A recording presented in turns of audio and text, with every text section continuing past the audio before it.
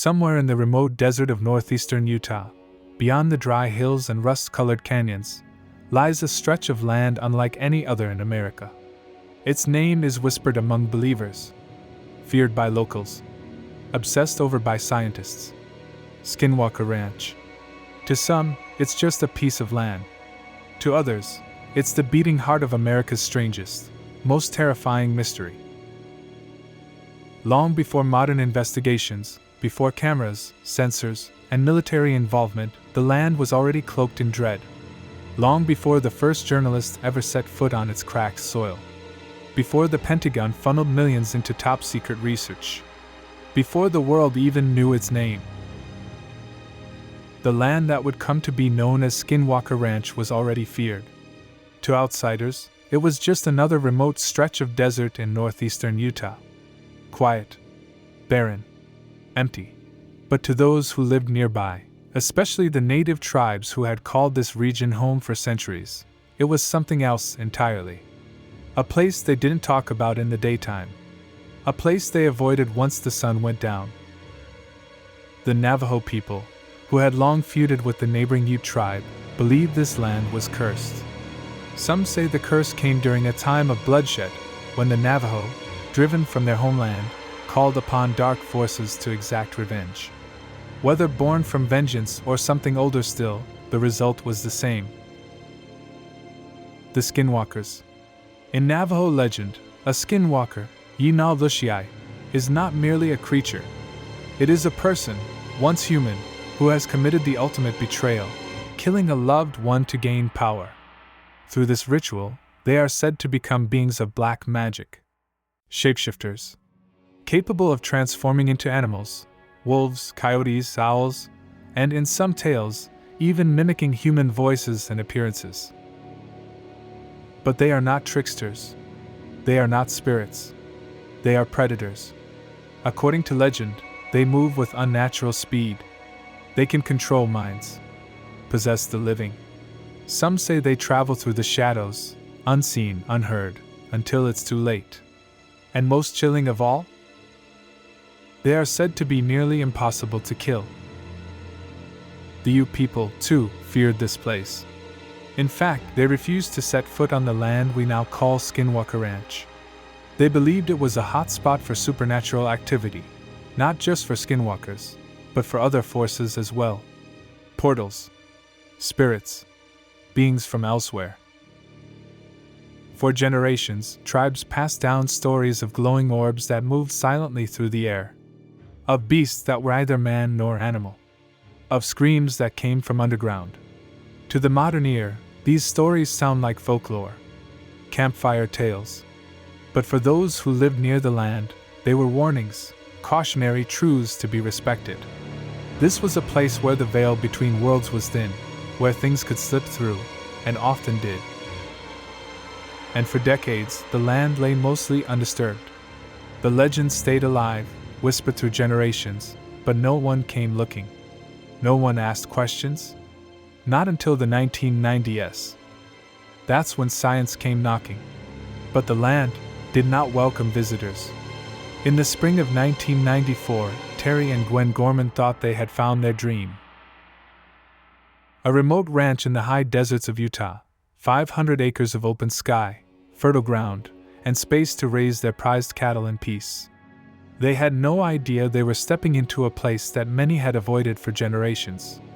A place where reason breaks, where science fails, where something watches you from the shadows. At first, the signs were subtle, odd, dismissible. Bright lights in the night sky, silent, hovering orbs that moved against the wind. They weren't stars, and they weren't planes. Sometimes they followed the family's truck. Other times, they floated just above the treetops, pulsing, as if observing. Then came the mutilations. It started with one cow, Terry's prize heifer, found dead in the field, her organs removed with surgical precision. There was no blood, no footprints, no signs of struggle. It was as if something had descended, taken what it wanted, and vanished. And it didn't stop. Time and time again, the Gormans would find cattle, healthy, untouched the day before, lying dead in the pastures. Skinned, disemboweled, eyes removed, tongues cut out.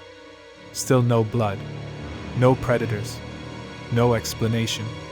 Each time, the same eerie silence. The family tried to brush it off as coincidence. Then, the wolf came. One afternoon, they watched as an enormous wolf, far larger than any normal predator, approached the ranch slowly, almost calmly. It wasn't afraid of humans. It walked up to a calf and locked its jaws around the animal's head. Terry and his son ran toward it and fired at point-blank range. Once. Twice. 3 times. The bullets hit, but the creature didn't bleed. It didn't flinch. It simply turned, stared at them, and walked away. They followed it through the field, tracked it into the mud. And then, the tracks stopped, mid-stride, as if the creature had vanished into thin air. After that day, the strange events multiplied. Tools disappeared from locked barns, only to reappear days later in impossible places, high trees, underground sheds, or even dozens of miles away. They found footprints that began in the middle of open fields, with no trail leading to or from them. Gigantic impressions that looked inhuman. Doors slammed in the middle of the night. Heavy machinery moved on its own. Phones stopped working. Batteries drained in minutes. And every so often, when the wind died down, they heard whispers. Voices speaking in unknown languages. Chanting. Sometimes it came from the trees. Other times, from beneath their feet. The land began to feel alive. Not in a natural, life-giving way, but in a cold, calculating sense. Like something was watching, studying, testing. Terry, a former military man and no stranger to harsh environments, began to question his reality. Gwen, once excited to start a new chapter in their lives, now feared the darkness that settled over the ranch each night. Their children grew quiet, anxious. Sleep became rare. Fear became constant. And the phenomena kept escalating. Creatures, sometimes bipedal, with glowing red eyes, were seen skulking through the fields, only to vanish when approached. UFOs, glowing in unnatural colors, zipped across the night sky, sometimes diving toward the ground, then blinking out of existence. Inside the home, poltergeist activity erupted. Items moved, furniture rearranged, strange noises echoed through the walls. They even reported seeing shadows crawl across the ceiling, like living stains that melted into the dark.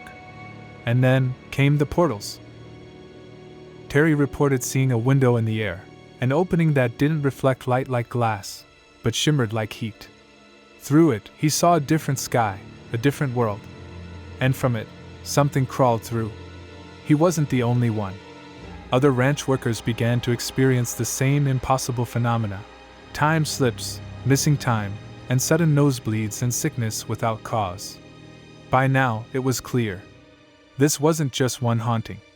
It wasn't just lights in the sky or wild animals on the loose. It was everything. All at once. A convergence of the unexplainable. A fusion of the paranormal, extraterrestrial, and the occult. As if the ranch wasn't just cursed, but fractured, a tear in reality itself. And the Gormans, for a time, lived on the edge of that tear. Every moment unsure of what was watching from the dark, or what would emerge from it next. Word got out. Fast. Soon, the ranch caught the attention of billionaire Robert Bigelow, who purchased the property and formed the National Institute for Discovery Science, NIDS, to study it. He brought in physicists, military veterans, and intelligence analysts. Sophisticated equipment was installed. Surveillance began. But the ranch didn't cooperate. Electronics failed. Cameras stopped recording at key moments. Instruments were destroyed, without a trace of intrusion. Researchers reported seeing creatures with glowing red eyes watching them from the trees. One described a portal opening in midair, with a humanoid figure crawling out, then vanishing into the dark. One scientist claimed that The phenomenon appeared to be aware of them and was toying with them. Even the US government took interest. In the early 2000s, a secret Pentagon program, OSAP, funded investigations into the ranch. Millions were poured into studying what they couldn't explain. And after all that, still no answers. Just more questions. Today, Skinwalker Ranch is no longer an open patch of forgotten desert. It is one of the most surveilled properties in the United States, guarded day and night by armed security. Barbed wire fences surround its borders. Motion sensors line the perimeter. Surveillance towers bristle with cameras, antennas, and infrared lenses.